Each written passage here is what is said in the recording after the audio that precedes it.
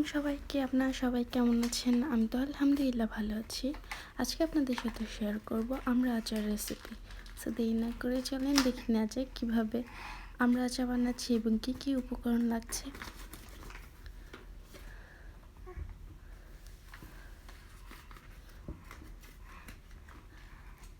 আমড়াগুলো deep করা ছিল। আমি এমন করে ছুরি দিয়ে কেটে নিয়েছি এবং বাকি উপকরণ লাগছে রান্না করার সময় ভালোভাবে কিছুটা সরিষার তেল, 5 ফোড়ন আমি তেলে ব্লেন্ড করে নিব এবং 4টা রসুনের কোয়া আমি মাঝখান দিয়ে চিড়ে নিয়েছি, 2টো শুকনো মরিচ।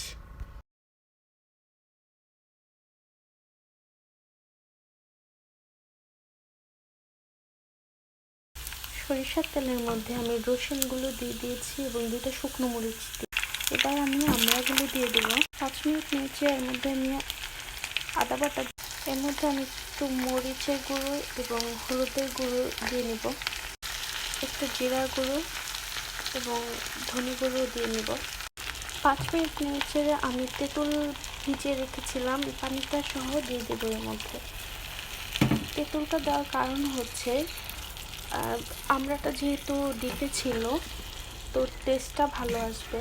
টক আমি এখানে একটু পানি দিয়ে দেবো এর মধ্যে এবং ভালো করে মিশিয়ে নেব।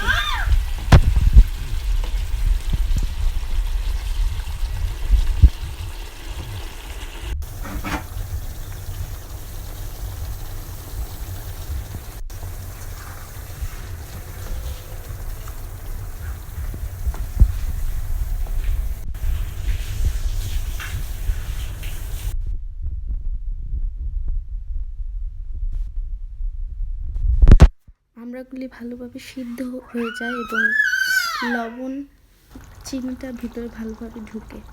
এখন আমি ঢেকে দিচ্ছি। 15 মিনিট পর আমার আচারটা প্রায় হয়ে গিয়েছে।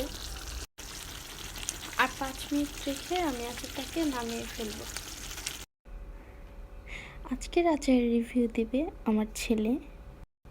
সো চলেন দেখে নেওয়া যাক। মামি, ডু ইউ লাইক দিস?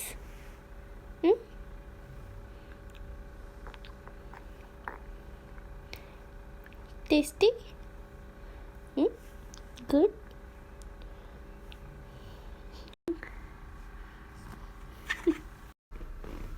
আপনাদের কাছে যদি ভিডিওটি ভালো লেগে থাকে তাহলে অবশ্যই সাবস্ক্রাইব করে দেবেন আমার চ্যানেলটি, লাইক এবং শেয়ার করতে একদমই ভুলবেন না। সবাইকে আবার আসসালামু আলাইকুম।